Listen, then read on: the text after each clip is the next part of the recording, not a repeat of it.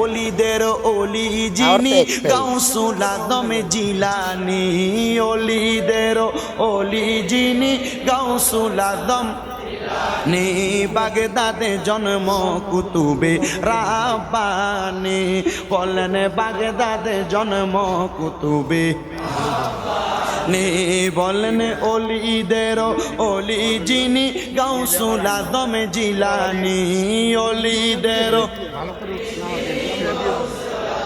জিলানী, বাগদাদে জন্ম কুতুবে রাব্বানী, বলেন বাগদাদে জন্ম কুতুবে। বংশ তোমার হাসান হুসাইনি,